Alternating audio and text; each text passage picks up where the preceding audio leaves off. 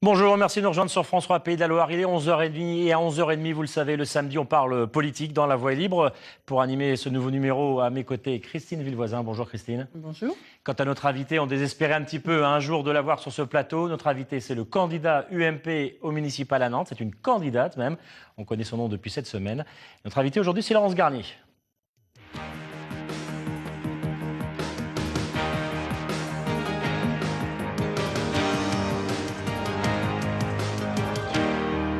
Bonjour Laurence Garnier, installez-vous.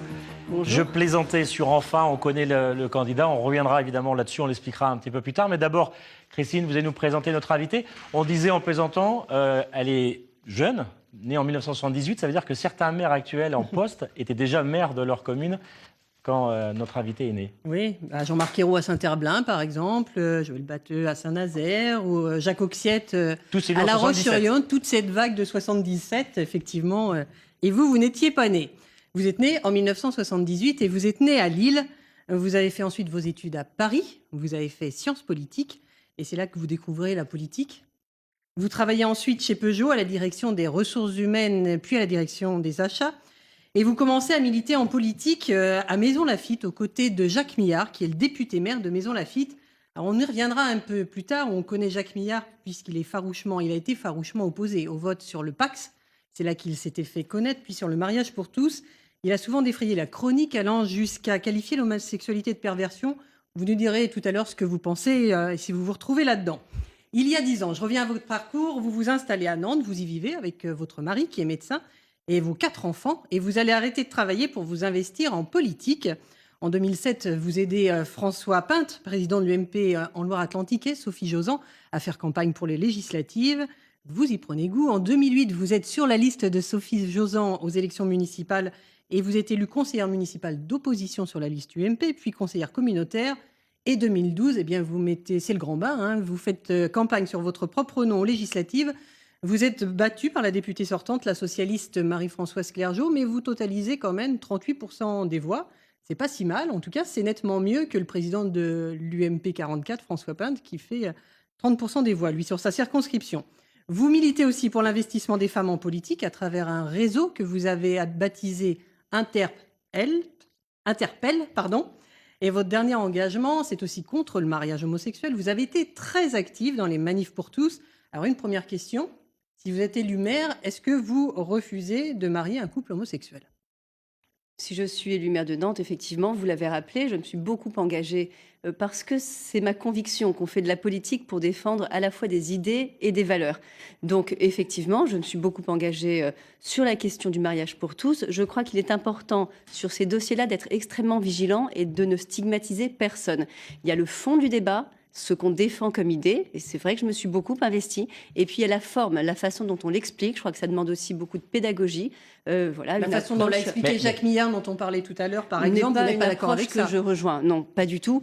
Voilà, moi je pense qu'il faut aussi avoir beaucoup de pédagogie. Mais vous n'avez pas répondu à la question. Vous êtes maire de Nantes, vous mariez ou pas un couple homosexuel ? Si je suis maire de Nantes, je préférerais qu'un des adjoints que j'ai choisi. Vous savez que le Conseil constitutionnel a rejeté la clause de conscience. Je veillerais évidemment à ce qu'un de mes adjoints soit en faculté de célébrer ces mariages homosexuels, effectivement. Mais vous iriez jusqu'à la fronde, jusqu'à dire non, je refuse ? Mais sincèrement, je crois que c'est une question qui se pose dans un nombre de cas qui est extrêmement infime. Enfin, on fait tout un problème sur finalement des difficultés qui sont extrêmement ponctuelles. Y compris en mairie de Nantes d'ailleurs, il y en a eu quelques-uns. Mais bien sûr, et moi je veux dire, la loi est passée. Donc si je suis élue maire de Nantes, il y aura des mariages homosexuels en mairie de Nantes, même si ça n'est pas ma conviction propre, et donc je demanderai à un des adjoints, et il y en aura sur ma liste, sur la liste que je suis en train de préparer, de célébrer ces mariages-là. Alors vous le dites, hein, vous avez des convictions très fortes, vous venez de l'affirmer, sur la famille. Une famille, c'est un père, c'est une mère. Est-ce que c'est pas un peu clivant pour rassembler la droite, le centre, dans une ville comme Nantes ? Pas du tout. Je crois que construire l'union, et c'est ce à quoi je m'emploie actuellement, et j'y consacre 100% de mes forces, construire l'union, ça ne veut pas dire avoir tous les mêmes idées sur tout. Vous savez qu'il y a différents partis, à droite, au centre. Si nous avions tous les mêmes idées sur tout, nous serions tous dans le même parti. Donc je crois que justement, construire l'union, c'est accepter les différences, ne pas avoir peur de les acter et puis en même temps construire sur ce qui nous rassemble. Et avec la droite et le centre, moi je souhaite véritablement proposer un projet rassembleur, fédérateur. Je suis convaincue qu'il y a énormément de choses qui nous rassemblent, même s'il y a des points de divergence, en effet. Alors Christine l'a rappelé, avec Jacques Millard, vous aviez milité contre le Pacs. Aujourd'hui, avec un peu de recul, vous en pensez quoi du Pacs ? Très sincèrement, le Pacs lui-même me paraît être une bonne chose. La raison pour laquelle, la seule raison pour laquelle Donc vous étiez elle trompé me à l'époque, semble... vous aviez une mauvaise analyse de la Non, situation ? je ne crois pas. Moi, ce que j'avais dit, c'est que le Pacs en lui-même n'était pas une mauvaise décision, sauf qu'il allait ouvrir la porte au mariage homosexuel. Et c'était la raison pour laquelle, à l'époque, ça me semblait être une difficulté. Je pensais que c'était une ouverture vers le mariage.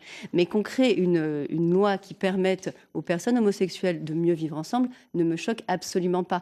Ce qui me semble difficile, mais c'est le cas sur le Pacs, mais sur beaucoup d'autres lois de manière générale, c'est de tenir l'équilibre. Et malheureusement, c'est ça qui est très difficile. Alors on l'a dit, enfin un candidat à l'UMP. Ça n'a pas été évident, votre candidature. On nous avait annoncé un candidat au mois de mai, puis au mois de juin, puis à la rentrée, et puis finalement c'est seulement cette semaine. Quel suspense. Après une première réunion de la commission d'investiture, on a attendu encore une semaine de plus. Vous n'avez pas peur que finalement ça brouille un peu votre image et ça vous enlève un peu de légitimité? Parce que si vous étiez si évidente, pourquoi tout ça n'a pas été plus rapide? Je voudrais rappeler que j'ai été désignée par mon parti à l'unanimité, par cette commission nationale d'investiture. Donc, vous voyez que ma candidature a rassemblé beaucoup. Donc maintenant, je crois que tout ça, c'est du passé. La décision, nous l'avons. Nous l'avons effectivement, vous le disiez, Christine Villevoisin, attendu un certain temps. Donc maintenant, cette décision est prise et allons de l'avant, ne regardons pas ce passé. Maintenant, il faut construire. Il y a des questions qui se posent. Ce fameux sondage dont Christine parle. Le sondage mystère. On a cherché les gens qui auraient été sondés. On a envoyé on des lance messages. un appel. Si des Nantais ont été sondés, qui nous contactent, parce que nous, on n'en a pas trouvé. Écoutez, moi, on a presque à douter de la réalité de ce sondage. Plus d'une vingtaine. Mais pourquoi vous ne communiquez pas les résultats alors? Parce qu'on a un vrai doute sur la réalité de ce sondage. C'est une décision qui a été prise. Non, ce sondage a été fait. Je connais des personnes personnellement qui ont été sondées. C'est une décision qui a été prise par les instances du mouvement de ne pas rendre publics les résultats du sondage. Maintenant, moi, ce que je peux vous dire, c'est que ces résultats, effectivement, je suis sortie en tête du sondage. Ça, c'est le premier point. Et puis surtout, le second point, c'est que les résultats du sondage sont également très encourageants pour la droite à Nantes. Alors, vous aviez deux adversaires. C'est-à-dire très encourageant pour la droite à Nantes. C'est-à-dire que vous pourriez... mettre la candidate socialiste en ballottage très facilement écoutez, c'est-à-dire qu'effectivement, il y a de véritables espoirs pour la droite en mars 2014 à Nantes. Alors pourquoi? Parce que qu'est-ce qu'il y avait dans ce sondage qui vous permet d'affirmer ça? Écoutez, je vous ai dit que le sondage ne souhaitait pas rendre le sondage public. Bon, il y a un certain nombre d'éléments qui ont été sondés et effectivement, la façon dont les gens se positionnaient à droite ou à gauche. C'est-à-dire que le scénario, par exemple, d'un deuxième tour face à Johanna Rolland, c'est une question très clairement posée. Et ça donnait quoi, ce sondage? Je vous ai dit que nous avions fait ce choix de ne pas rendre public les résultats. Au deuxième tour. Ce que je peux vous dire, c'est qu'effectivement, c'est très encourageant pour la droite à Nantes, compte tenu effectivement, des précédentes élections où les choses avaient été difficiles. Nous sommes aujourd'hui dans une dynamique qui est beaucoup plus positive et qui traduit le travail que nous avons fait. Vous êtes d'une nature optimiste, Laurence Garnier? Et je suis d'une nature réaliste. On va regarder les derniers chiffres des précédentes élections municipales à Nantes et on va repartir depuis 89, la première élection de Jean-Marc Ayrault. 40, 38, 34, 29. On vous situe en dessous de Sophie Jossan, vous ferez moins de 30. Est-ce que la droite va continuer à baisser Daniel à Nantes? Augereau, Elisabeth Hubert, Jean-Luc Carousseau et Sophie Jossan. Donc à chaque fois déjà un nouveau candidat, jamais deux fois le même, et puis un score toujours plus bas à chaque élection. Oui, écoutez, moi je crois qu'il est temps d'inverser cette dynamique.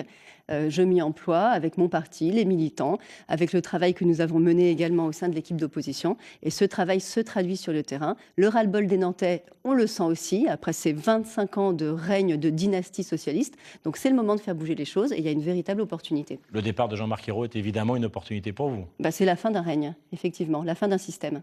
Qu'est-ce qui ne va pas aujourd'hui à Nantes? Donnez-nous quelques exemples. Écoutez, moi je vais prendre un exemple simple, la réforme des rythmes scolaires, mise en place par la première adjointe à la mairie de Nantes, qui est également la candidate socialiste à la mairie de Nantes en 2014. 87% de mécontents selon un sondage récent. On voit bien, réforme précipitée, mise en place de manière dogmatique, sans concertation, sans écoute des parents, des acteurs éducatifs. Le Premier ministre montre l'exemple. Exactement, voilà. La ville a dû être le bon élève du gouvernement. Malheureusement, c'est raté. Bon, je crois qu'on peut le dire Vous aujourd'hui. dites donc la ville de Nantes se retire des 4 jours et demi si je suis élu maire de Non, Nantes? je dis, Faites on quoi? met véritablement à plat les choses. On organise une vraie concertation. On réunit très régulièrement tous les acteurs éducatifs. Ça a été fait dans d'autres villes, hein, donc c'est quelque chose qui Mais peut ça n'a pas se été fait à faire. Nantes. Ça n'a pas été fait à Nantes. Il y a eu 3 ou 4 pseudo-concertations. Moi, j'ai rencontré des parents d'élèves, des directeurs d'école, des acteurs du monde associatif. Non, ils ont tous le sentiment de n'avoir pas été écoutés par la majorité en place. Alors, on ne gagne pas une élection que sur ce thème-là. Il y a d'autres choses, vous sentez, vous dites, on sent le ras-le-bol des Nantais. Qu'est-ce qui remonte du terrain? Qu'est-ce que vous disent les Nantais? Alors, par exemple, un sujet comme la culture. Prenons l'exemple du voyage à Nantes. Et vous aviez rebaptisé le Petit Tour à Nantes. Le Petit Tour à Nantes. J'explique 3 millions rapidement d'euros quand même pour pourquoi. un petit tour. 3 millions d'euros pour un petit tour. Pourquoi est-ce que j'ai dit que c'était un petit tour à Nantes? Parce qu'on nous parle de grands voyages. On sait, avec les chiffres qu'on a, que 60% des visiteurs sont des personnes originaires, on va dire grosso modo, du département ou de la région des Pays de la Loire. 60%, c'est considérable. Donc c'est pour ça que j'ai parlé effectivement de petit tour à Nantes. On n'est pas dans l'idée du grand voyage lointain. Et aujourd'hui, la ville de Nantes n'est pas le voyage à suffisamment Nantes, c'est attractive. donc une manifestation artistique avec des parcours, spectacles, des œuvres, voilà, un parcours exactement. pour redécouvrir Exactement. le patrimoine Et nantais. alors, moi, je me suis aperçue très largement que les Nantais, en particulier cette année, ne se sont absolument pas retrouvés dans l'offre culturelle qui leur est proposée. C'est fait aussi pour quel attirer que soit leur bord politique. les gens qui ne sont pas nantais, pour Oui, c'est attirer fait aussi pour aussi faire marcher le commerce, l'hôtellerie. Demandez aux commerçants et aux hôteliers s'ils sont satisfaits à la fois. Jean Blaise des est satisfait chiffres. en tout cas. Il n'est ni commerçant ni C'est le hôtelier. responsable. Moi, hein, ce que je le constate, patron c'est que les Nantais Voyage à Nantes. fuient leur centre-ville, et ça, c'est une réalité. Quel que soit leur âge, tous les Nantais fuient le centre, n'osent plus y aller à cause des travaux, à cause de l'accessibilité, à cause de tout un tas de raisons qui font que finalement le centre-ville est en train de s'atrophier considérablement. Et le centre-ville, mais c'est le poumon économique, c'est le cœur de Alors, l'attractivité qu'est-ce que d'une vous ville. faites si vous êtes élu? Vous Déjà, arrêtez les travaux? Non, on n'arrête pas les travaux en plein cours comme on ça. n'arrête pas les travaux. Il y a une façon de les mettre en œuvre qui peut aussi être un peu, certainement largement améliorée. Et puis, on travaille à l'écoute des acteurs économiques, associatifs. On a eu un débat très récemment, vous l'avez sans doute suivi, sur la question de l'ouverture des commerces le dimanche. Je ne suis pas favorable à la généralisation du travail dominical. En revanche, l'idée qui a été soutenue par des commerçants du centre-ville pour développer leur attractivité et compte tenu du contexte actuel, local et national extrêmement difficile. L'idée était de demander 2 dimanches avant les fêtes, une ouverture de 14h à 19h. Donc c'est extrêmement raisonnable. Ça tient compte du fait que le commerce électronique fonctionne évidemment 24 heures sur 24 et 7 jours sur 7. Et puis, ça tient compte aussi du marché de Noël qui est en place, vous le savez, chaque année à Nantes. Bon, eh bien, moi, je trouve qu'il faut, sur ces sujets-là, adopter des positions pragmatiques, regarder la réalité des choses, comment on fait pour booster le commerce de centre-ville. Et la position qui a été adoptée, et je le regrette, est une nouvelle fois pragmatique, dogmatique, excusez-moi, c'est-à-dire que, à nouveau, cette ouverture a été refusée. Et là où ça touche Par les élus presque, et les syndicats de salariés. Hein. Là où ça touche presque au comique, c'est que dans le même temps, Jean-Marc Ayrault, Premier ministre, ouvre des négociations et lance une mission pour réfléchir un peu à cette question de l'ouverture dominicale. Mais il est Donc, plus maire de Nantes. le double langage, on connaît. Mais parce que vous croyez que l'élection municipale à Nantes et les préoccupations des Nantais aujourd'hui, c'est l'ouverture des magasins le dimanche, 2 dimanches dans l'année? Non, mais je vous donne un exemple du dogmatisme et du double langage de Jean-Marc Ayrault, mais on peut multiplier les exemples. Prenons la question de la sécurité, qui est également un gros sujet. Je ne dis pas que Nantes est invivable, je ne dis pas du tout que Nantes est un enfer. Par contre, comme dans toutes les grandes villes, la montée de l'insécurité, c'est une réalité. Et moi, je demande à la majorité en place, et moi, quand je serai maire de Nantes, si je suis élue maire de Nantes en mars 2014, je prendrai ce dossier à bras-le-corps. Parce qu'on ne peut pas, vous avez vu ce qui s'est passé cet été, tentative d'homicide, agression, le décès d'un homme originaire de Bellevue. On ne peut pas... Et des policiers envoyés dans les quartiers. Enfin, il y a eu des fouilles dans Bien les sûr, caves, je des rappelle policiers qu'il y a des dans les quartiers qui ont été En l'occurrence, c'était classés. le quartier Bellevue à Nantes. Il y a des quartiers qui ont été classés comme le quartier Bellevue, zone de sécurité prioritaire. Ça s'est jamais aussi mal passé en termes de sécurité que depuis qu'il a été classé ZSP par le gouvernement il y a de des Jean-Marc moyens Ayrault. supplémentaires. Vous Donc, on faites fait quoi, quoi, alors police municipale, de la vidéosurveillance? Vidéoprotection, je m'y suis toujours montrée favorable. À titre expérimental dans un premier temps, et dans certains quartiers, il ne s'agit pas de mettre la ville entière sous caméra.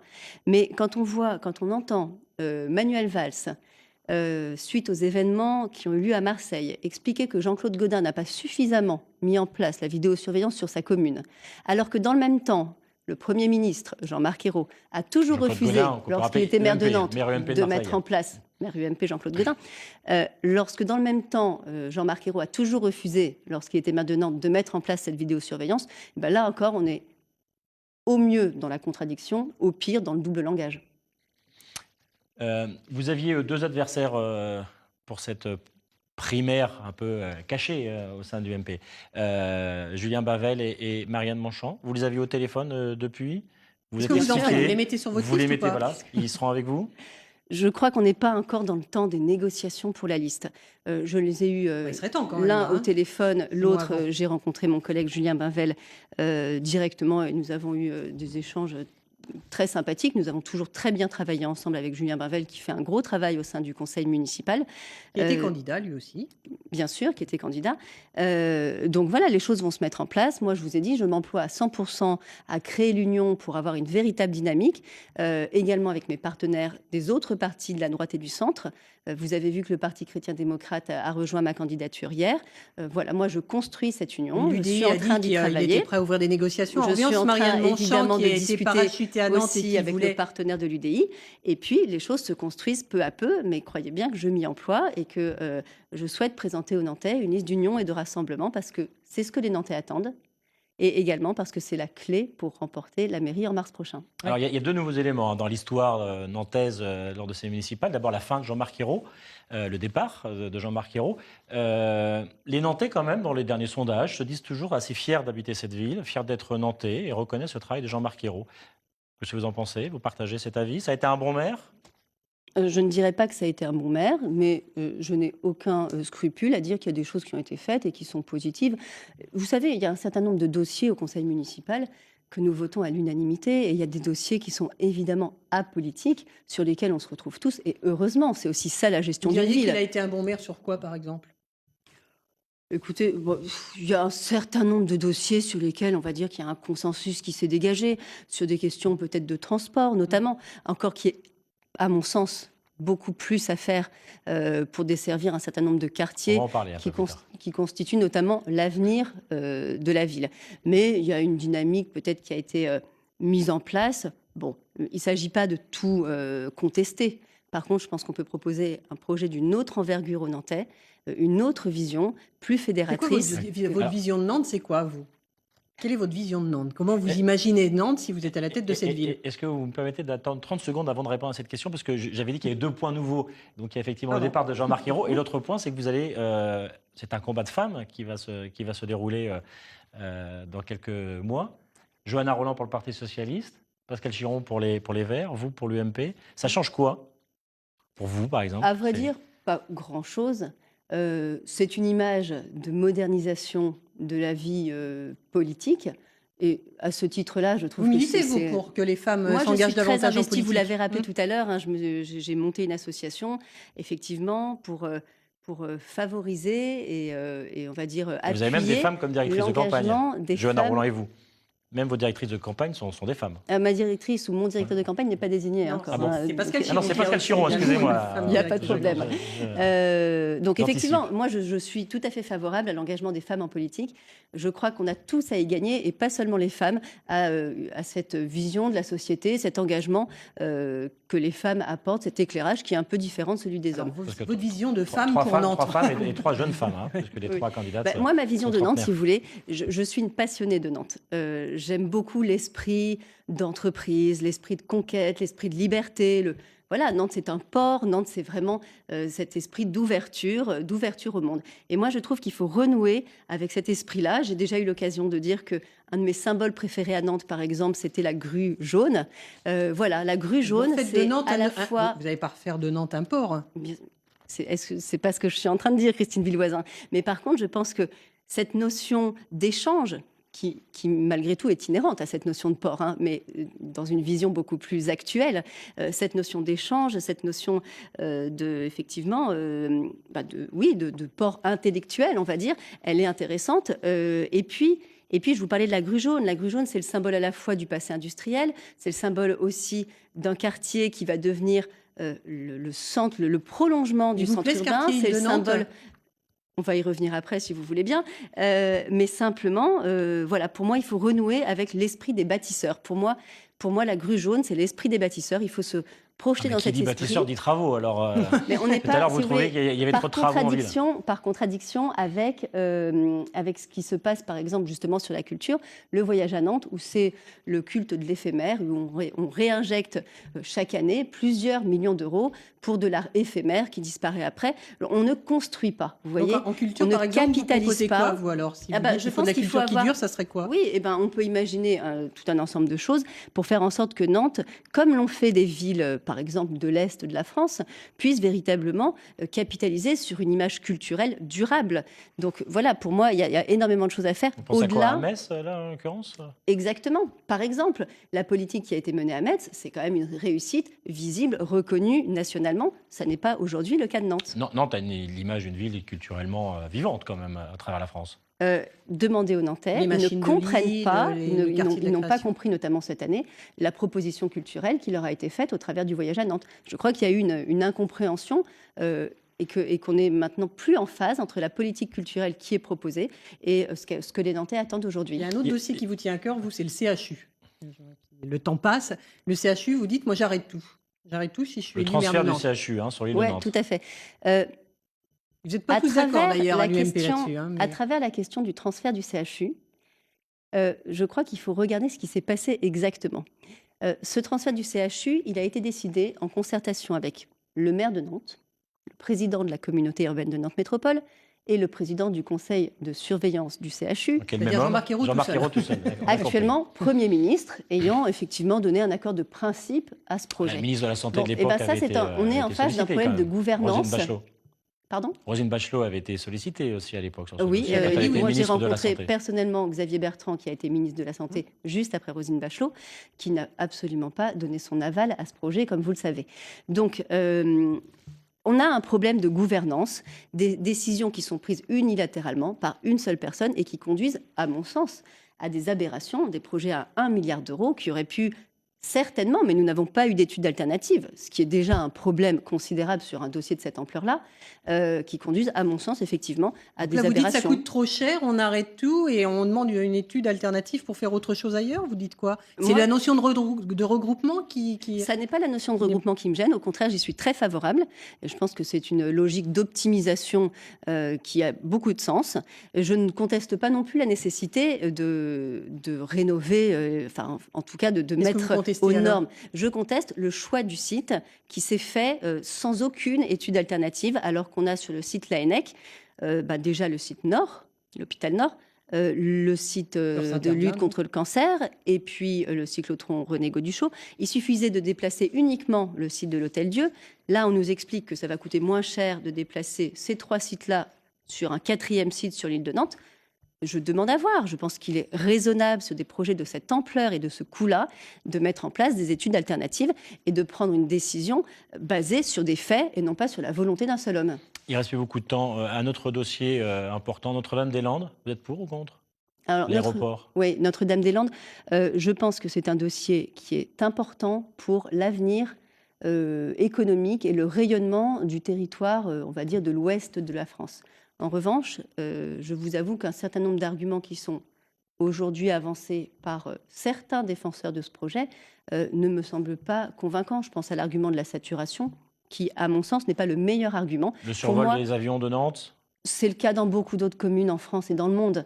Prenez par exemple l'aéroport de Londres qui est sur la Tamise. Bon, on a des exemples très clairs qui montrent que le survol, sans que ce soit idéal pour autant, se pratique communément. Donc je pense qu'il faut vraiment voir ce dossier en termes d'une dynamique économique et d'attractivité du territoire régional. Et vous militez en faveur de cet aéroport? Je suis favorable à cet aéroport, oui, tout à fait. On va regarder quelques photos, je vous demande des réactions, ce que ça vous inspire assez rapidement avec notre petit quiz pour finir. La première photo. FC Nantes, vous aimez? Vous allez voir les matchs? Beaucoup. Je vais régulièrement voir les matchs. Oui, tout à fait. Et je suis très engouement. contente du Quel parcours. engouement dans cette ville des clubs Oui, quel de foot. engouement et puis quel parcours aussi. C'est vrai que bon, une montée en Ligue 1 qui a quand même été incertaine jusqu'au dernier match de la saison dernière. Et puis une équipe qui se retrouve en 5e position. On soutient financièrement un club professionnel quand on est maire d'une grande ville? Ça me paraît évident. On fait un nouveau stade? Alors, ce n'est pas le choix qui a été fait par la municipalité. Je ne pourrai malheureusement pas revenir dessus, puisqu'il sera trop tard si je suis élue en mars 2014. Par contre, je pense qu'effectivement, une politique sportive dynamique, fédératrice, puisque c'est aussi un rôle très fédérateur, et puis surtout une politique sportive en faveur du sport de haut niveau, c'est capital pour une ville comme Nantes. Alors, deuxième photo, on va voir les problèmes de circulation et d'embouteillage à Nantes. Oui. Ça, les Nantais le disent, c'est clairement, il n'y a pas trop de doute là-dessus. Ça empire, très clairement. C'est-à-dire, pas simple de rouler en ville. On est dans une ville qui est une ville de taille relativement importante. Donc, qu'il y ait des difficultés de circulation, il ne faut pas non plus avoir un discours caricatural. Vous voyez, c'est évident que dans une grande ville française, il y a des difficultés de circulation et des embouteillages. Moi, ce que je regrette à Nantes, tout en étant une grande utilisatrice des transports en commun et notamment du tramway, ce que je regrette à Nantes, c'est qu'on soit dans une logique d'opposer les usagers les uns aux autres. Et ça, je pense qu'on peut revenir dessus et qu'il y a une manière de faciliter la circulation commune d'usagers qui... C'est-à-dire remettre des voitures en centre-ville, faire des parkings moins chers. Très rapidement, c'est quoi l'option? Écoutez, prenez l'exemple de Montpellier. Parking souterrain sous le centre-ville, 11 000 places. Bon, et ben les gens, les Montpelliérains, ils viennent dans leur centre-ville. Nous, ce qu'on constate à Nantes, c'est que les Nantais ne viennent plus dans leur centre. Donc, effectivement, en tout cas, trop cher. ils ne viennent plus en voiture. On les incite à prendre plutôt les transports en commun. On les incite même pas, Xavier Rolland, puisque le ticket de tram a augmenté de 25% au cours du dernier mandat. Vous anticipez la photo suivante. Ah ben, je le regrette. Allez, on va envoyer la photo suivante. C'est effectivement le coût des transports publics. La gratuité, par exemple, mais très rapidement, ça a été évoqué lors de la précédente campagne municipale en 2008 à Nantes. Par exemple, en 2008. Est-ce que c'est c'est un quelque thème chose qui revient régulièrement. Je crois que les transports publics ont un coût et que donc la gratuité n'est pas adaptée. Par contre, une politique tarifaire attractive, ça me semble avoir beaucoup de sens. Or, les Nantais sont aujourd'hui pris en étau entre une politique d'engorgement du centre-ville, des coûts de stationnement qui sont les plus chers de France, comme l'a montré une étude récente, et en même temps des coûts de transport en commun qui figurent aussi... Vous pouvez rajouter des procès-verbaux qui fleurissent assez en plus, vous avez tout à fait raison. Oui, c'est un peu du vécu. Ça sent le vécu. Et des prix des tickets de tramway qui sont aussi aujourd'hui, ce qui n'était pas le cas il y a encore quelques années, parmi les plus chers de France. Donc que font les Nantais? Ils prennent plus leur voiture, ils prennent plus le tram, ils restent chez eux, ils vont dans les centres commerciaux périphériques. Parce qu'on sent quand même la volonté d'inciter, en tout cas de rendre tellement difficile la circulation en ville, que c'est un moyen d'inciter les gens finalement à prendre les transports publics. La voiture, c'est encore 50% des déplacements dans le centre-ville, c'est encore très important. Bien sûr, c'est surtout un moyen d'inciter les gens à ne plus venir dans le centre-ville. Merci beaucoup Laurence Garnier d'avoir été l'invitée de La Voix est libre. La semaine prochaine, nous recevrons un socialiste. Alors, il n'a pas encore répondu à notre invitation, on espère qu'on l'aura, c'est Christophe Clergeau, qui est annoncé comme le dauphin, le futur successeur de Jacques Oxiette, pour représenter en tout cas le Parti socialiste lors des prochaines élections régionales. On a encore un petit peu de temps, c'est en 2015, mais ce sera intéressant de voir un peu, de mieux le connaître, aussi un jeune candidat. Merci beaucoup Laurence Garnier, on aura l'occasion de se revoir. Évidemment, François Pénéloir va suivre cette campagne des municipales à Nantes et on vous sollicitera pour des débats. Merci beaucoup. Dans un instant, vous retrouvez le journal régional présenté par Myriam Nguénor. Très bon week-end et bonnes vacances.